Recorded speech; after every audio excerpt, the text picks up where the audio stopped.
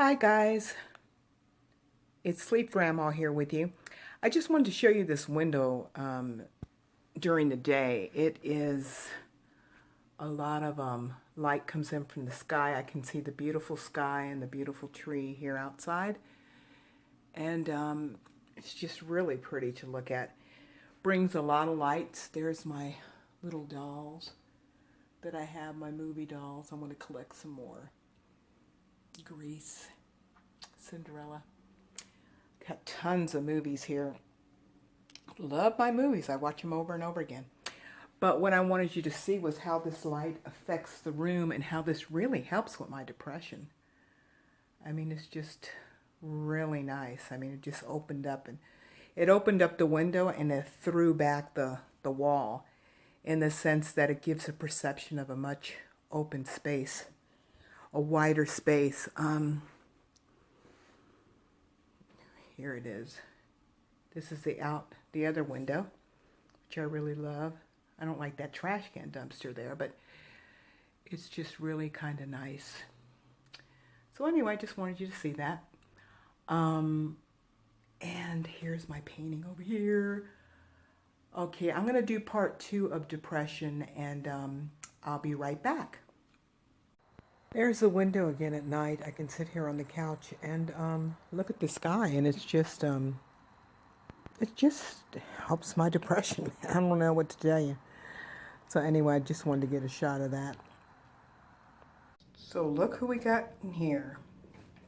Oh, look at her. Let me get her out because I'm going to put my stuff away because we're going to bed. She purrs. As soon as I touch her, she purrs. I'm telling you. Put some stuff away for tomorrow. What was this other stuff I was doing over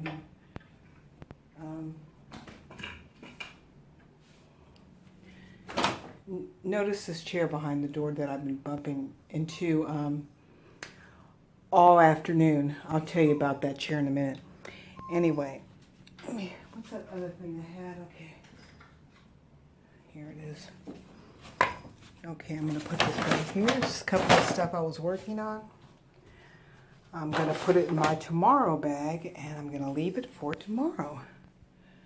Now, I had promised to talk to you guys about depression, so I'm going to go into that. And I'm going to tie that in with people pleasing because I think it has direct correlation. A lot of it does.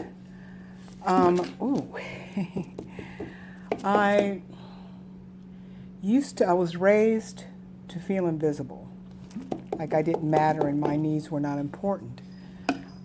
So, as a consequence, I used to go around pleasing everyone. I felt so invisible that I used to be surprised whenever people remembered me. You know, if I ran into somebody and say, "Oh, I remember you," or "Hi, Debbie," I would be like, "What? You remembered me?" I thought I was just like really plain looking and just not memorable, you know, and that's really sad. So anytime anyone needed anything, or if I heard someone was having problems, I was up there volunteering to help them, you know, and. You know, when I said, I read somewhere in a book that it said, when I say yes to you, I say no to me. And that is very, very true. Because I would put myself, I don't care if I was exhausted, I would do whatever it was to have you like me because I felt like you were more important than I was. And also that my needs just didn't matter. I don't care how tired I was, whatever, I had to do it. And especially if I told you, if I was sick, I would just have to do it because that's the way it was, you know. So obviously I developed very low self-esteem, and that took me into a lot of bad relationships, romantic relationships. It brought me into a very bad marriage of 26 and a half years. And I just felt like, I guess I felt like I didn't deserve happiness. It's like that chair I was telling you about. Now, the chair, I've been bumping into it all afternoon. Now, you'd think I'd move it, right? But I came in with groceries. I came in with the laundry in the cart and everything, and I'm struggling to get through the door, but I won't move the cart. I won't move the chair. And that's just crazy. But then I thought to myself, that's what my life has been like. I will be extremely uncomfortable, but I won't do anything about it. I'll complain about it, but I won't do anything about it. And that's just that's just wrong. Well, no wonder I was unhappy and depressed. I wasn't taking care of myself, because part of taking care of yourself is actually doing what you want to do, getting the right amount of rest that you need. I stayed in relationships because I felt it didn't matter if I was unhappy or not. As long as everybody else was happy, as long as it was working for everyone else, that's what mattered, although it wasn't working for me. And that's why it's really important, not putting your needs first is... Now, I know, when you have children, it's kind of hard, but, you have to make your children understand that you need rest too. You need space for yourself. And if you take space for yourself, if you take time for yourself, then you'll be a much better mother. You won't be angry. You won't be frustrated. You won't be exhausted, because we get grumpy when we're exhausted. I mean, the kids, they always want more, and that's fine. They don't understand. They have all this energy. So we really have to put the kids, it's you first, then the kids. But as far as other people's problems, other people that I was helping, just volunteering to help people, dragging myself from one favor to another, what I do now is a lot of times I just say, not my monkey, not my circus. And that's something else that I heard. Now, a lot of the things that I say are not original. They're just stuff that I pick up, little jewels I pick up along the way. A lot of this stuff I got from a recovery program that I work. And yeah, I really use them every single day. But I stayed in my marriage way too long, way too long. It wasn't working for me. It wasn't working for my kids. I don't think it was working for him either. But I didn't know that I had the option to leave, to tell you the truth. I thought I would mess up my kids because, in the 80s, when they were growing up in the 80s, it was like, unless he was beating you half to death or he was cheating with you with the whole neighborhood, you didn't leave him. So thank God things aren't like that now. But that's what I did. And it's really unfortunate that I did that to my kids.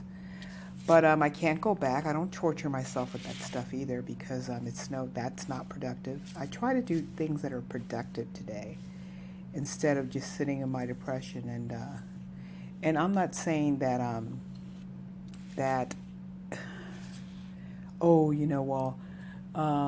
I can handle my depression. I don't know. Every person's situation is different. There may be people that have worse depression than I do. I don't know. I'm just telling you how I handled my depression. Now, I know my depression got much better when I stopped taking Valium. I used to take Valium because when I was married, I was just a nervous wreck all the time. So I started popping them, and then it got to the point where I was almost popping them like Tic Tacs. And I started drinking because of my marriage too. I'm not going to say because of my marriage, okay? I started drinking. I chose to drink. So anyway, what I'm saying is that I learned to manage it because I got to know myself, and I got to know what upsets me personally and what drives me over the edge. So I stopped taking Valium about a year ago.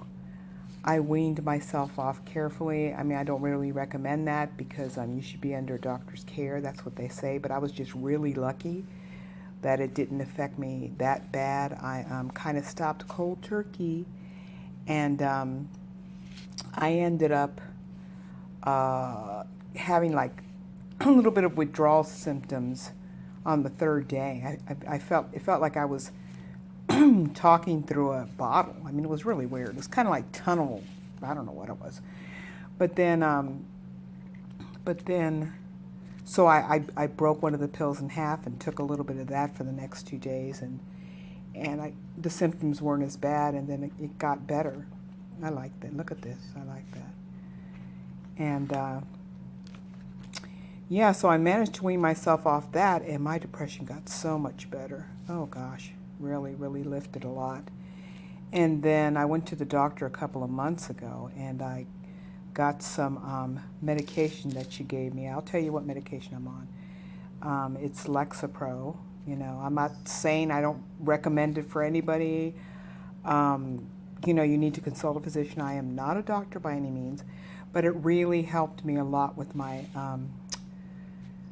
you know, depression too.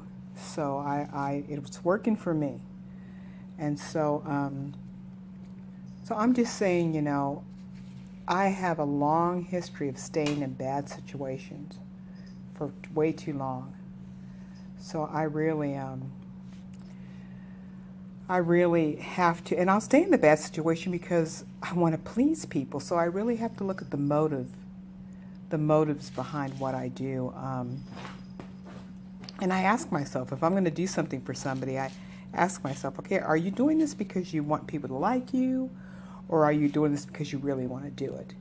And if I find I'm doing it just because I want that person to like me, then I don't do it. I don't do it because I know that those people-pleasing issues come from my childhood, you know. I want to be approved of, and that's not good. That's not good for me. Because like I said, when I say yes to you, I say no to me. And we don't do that today. I just do not do that. Oh, look at that. There comes my pink again. Pretty pink. And hold on. You know, the reason I stayed in bad situations is because I didn't think enough of myself to get out. And you know that invisible thing about not being memorable was because I didn't think enough of myself that anyone would notice me. When I was a little girl, that my mom always used to tell us to not bother anybody, be quiet and don't bother anybody, and we would even get hit if we giggled. Yeah, that's really pretty bad. But whenever we went somewhere, we were to sit on the couch or on a chair in the person's house and be quiet. Don't be yourself. You have no opinion. You know, even the clothes you wear, you had to wear the color she told you to wear, and you had no choice. Of course, you know, we weren't rich. It wasn't like we had a lot of choices, but I made sure that when my daughters, when I brought them up, that they had a choice. You want to wear the pink dress or the blue dress? You want to wear the yellow pants or the green pants? You know, because I wanted them to know that their opinion is important. So, as a result, I got into these, well, you know, my marriage was very long, 26 years, and it was not a good one, and I stayed. And then I waited till my girls grew up, and then I got a divorce. But ever since then, I've had boyfriends, and the same thing. It's just, you know, these very short relationships that, and these guys that are mostly predators, and they just, you know, they paid me some attention, and I just went for it because, geez, you know, I was like a little dog. You know, like when you come in the when you come in the house and the little dog's like so excited to see you. Oh my God, you're gonna take me out for a walk, blah blah blah. That's the way I was with these guys, you know. I mean, it's not that I was like, you know, a loose woman or anything like that per se, but I was just so wanting love, you know. I was just so love starved that you know, this old guy paid attention to me, and I dated the guy for 6 months, and he lived in a broken down trailer. I mean, for gosh sakes, you know what I mean?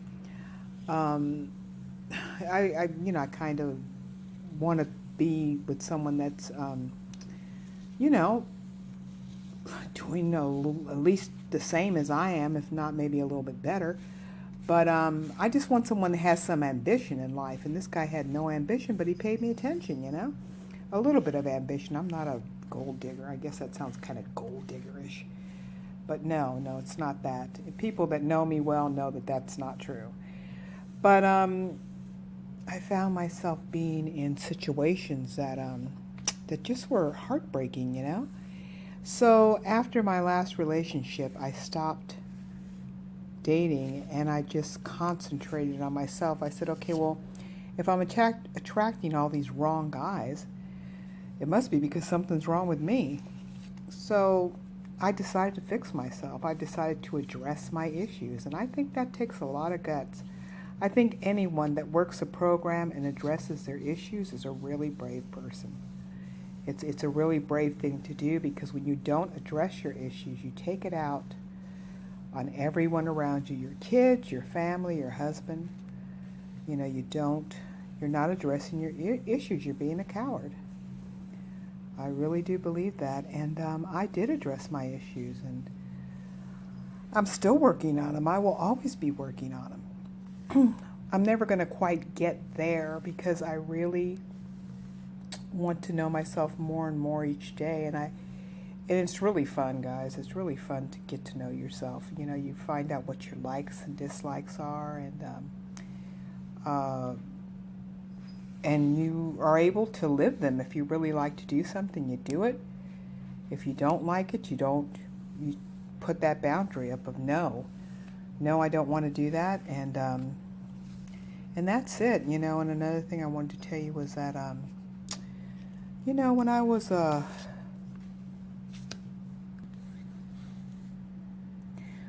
people pleasing, I used to tell everyone my life story. You know, I mean, if you were sitting with me at the school district in an after school, you know, PTA teachers conference or something, I remember this one time I told this lady all about my bad marriage and all about blah, blah, blah, and I was always talking about it, and gosh, you know, I don't do that today. Not everyone doesn't have to know everything. And I felt like before, if you asked me, I had to tell you, because I wasn't important to have a private life. I mean, why wouldn't I tell you? I have nothing to hide. Well, that's true, but number one, not everybody wants to hear it. And number two, I should value myself enough to keep certain things private to me. I am a very open person, as you can see. I showed you my apartment yesterday. That was a little, you know, unusual, but I had to make the point. To me, it's more important to help you than it is to keep my privacy. And it's not because I don't think highly of myself. It's because I just really want to stress the point that I hear that a lot of people have the problem keeping their place, you know, together, keeping it clean when they're depressed. So I did mention that, you know, I do shower every day, and I know some people don't because they're so depressed. It's hard to even get out of bed. So I understand all that, and I want you to know you're not alone. That's to me, I mean, but that's something I want to do. It's something I don't have to do. I don't even know half the people that are going to watch this video, but I just want them to, whoever, I'm hoping it'll help somebody. I mean, I'm serious. And I enjoy doing this. Come on. I enjoy working with the paint. And look at my cat. He's up here on the counter. So today, things are on a need-to-know basis. I have something going on and you don't need to know. You know what I mean? I don't tell everyone everything, and I use vague, vague statements like, before, if Marcy invited me to a party at her house, I felt like I had to go. Even if I didn't want to go, I had to go. I was exhausted. I wanted to stay home. I didn't feel well, but I had to go because I didn't want to let Marcy down. So I let myself down, right? So, yeah, instead of staying home with my little dog on the couch watching my favorite shows or whatever, I had to be at that party. And a lot of times Marcy didn't even notice I was there because she was busy doing something else, you know? And I dragged my butt out there. So that's kind of ridiculous. Definitely ridiculous. So I don't do that anymore. I just tell someone, well, thank you for the invitation, but I already have plans. What's my plan? She doesn't need to know. But I know that my plan is I want to go home and I want to sit on the couch. And I know that, you know, for some of you that might seem like, really? I mean, that's just kind of, you know, obvious that you would do that because you don't feel good. No, not for me. It wasn't obvious. I did not know I had a choice. I didn't know I had a choice to say no. I really didn't. I didn't know I had a choice, period, to do anything. When they told me in sociology class that not making a choice was making a choice, I was like, what? What do you mean by that? So yeah, I know today that I have a choice, and I take those choices very seriously. You know, a lot of people have really bad problems around the holidays that are coming up because they don't want to say, no, Grandma, we're not going to your house. You know, or no, Dad, I'm not flying out of state, you know, to be with you at your new house. I'm flying, going to, you know, another state with my, you know, fiance to, you know, spend the holidays with his family because he wants me to, and it's his turn. We spent it last year with, you know, you guys or whatever. You know, they're really agonize over it. They're, you know, they're thinking about the holidays and what they're going to do and how they're going to tell so-and-so they can't go in February, for gosh sakes. That's so torturous. So no, I don't do that. I don't do stuff like that. I don't put myself through that anymore. I make a decision, I stick to it, and I put me first. And I'm going to give you guys a suggestion that really worked for me. Now this is my original idea. What I do is I take my hand, my right hand, I make a fist and I put it over my heart and I thump my chest and close my eyes and say, what do you really want to do? What do you want to do, Debbie? And whatever the conclusion I come to, you know, no matter who it affects, I do that. I do that. Because the way I came up, you know, we had to be at Mom's house for Christmas. We had to be, you know, there was no choice. I mean, if you had a chance to go to Europe for Christmas, you couldn't do that. You had to be at Mom's house. And I don't like that. I'm not that way with my daughters. I want my daughters to come and see me if they want to, you know, and if I don't see them on Christmas, oh well, I'll see them another day. I'm just not that demanding. To me, that's too controlling. I don't want them to be here unless they want to be here. And, you know, my daughter was here, one of my daughters was here last Thanksgiving, and that was great. We had a great time.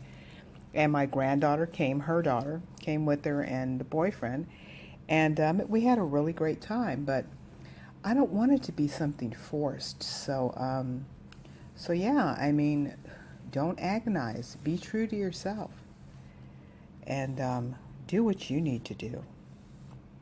So I just wanted to tell you guys about that. You know, a lot of times we deprive ourselves so much, and that leads to depression. That leads to depression. You're suppressing your voice and you're suppressing your desires so much that of course you're going to get depressed, you know? Of course you are.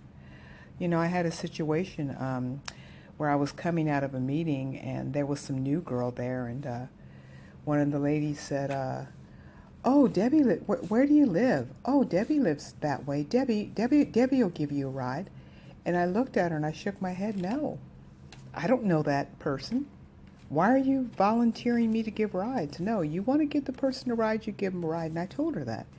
I said, look, if you want to give the person a ride, you go ahead and feel free, but don't volunteer me for anything. Now, see, before I would have felt,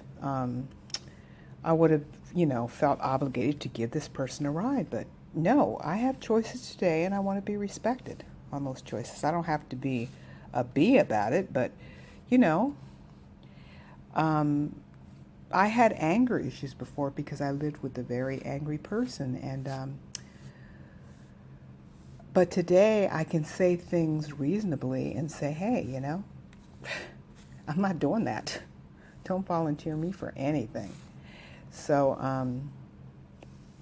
yeah, I just wanted really to share that with you and just let you know that you're not the only one struggling, but you will make it.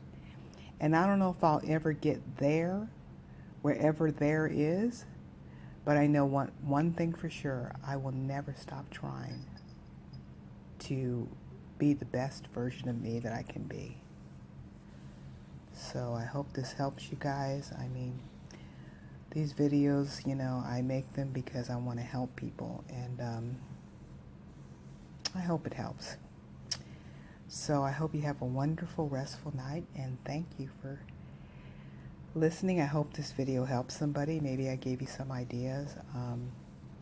Also the God box was not an original idea of mine. Someone told me about it, and I didn't try it for a long time. I finally did, and yeah, it really works. So, all right, guys. Well, I guess I'm going to go rest now with my little cat and my little dog, and I wish you the best. Much love, and much peace, most of all. Good night. There's a very important phrase I forgot to tell you guys that I use that really works for me. When someone asks you to do something, or when you think of doing something for someone, ask yourself, would that person do the same for me? That's a very important question for you to ask yourself, because if they wouldn't, you shouldn't be doing something for them, because there are predators and takers out there, okay? There are people that are just out to use other people. I know some friends of mine helped this guy clear out his apartment because the landlord was going to throw him out if he didn't clear out that apartment. And they spent days and days on that apartment. Now, I didn't go because I said to myself, I know he wouldn't do the same thing for me, so I didn't go. But yeah, sure enough, the next weeks later, they had a festival and they needed help with people, for people to help them set up and things like that. I was there helping them because they're friends of mine. He was nowhere to be found. Then on the third day of the festival, he dropped by to just look at things. Didn't buy nothing, didn't buy any of their goods, and didn't help them out either. So see, that's I notice things like that. It's not what people say, it's what they do.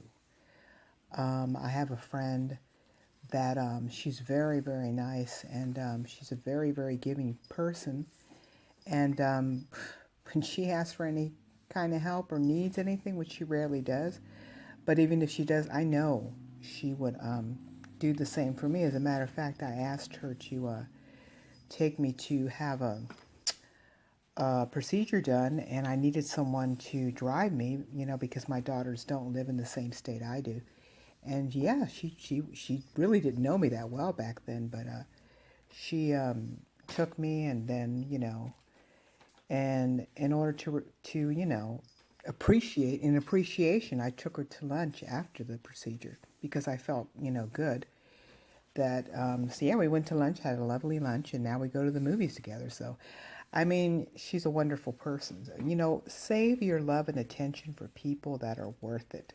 And I know she's worth it. So anyway, I just wanted to make sure I told you guys that when you think of doing something for someone, watch your motives, and also ask yourself, would that person do the same for me? If you don't think they will, don't do it. All right, you guys, now I'm saying good night. Thank If you like my videos, please subscribe and please give them a thumbs up. Much love, guys. Night.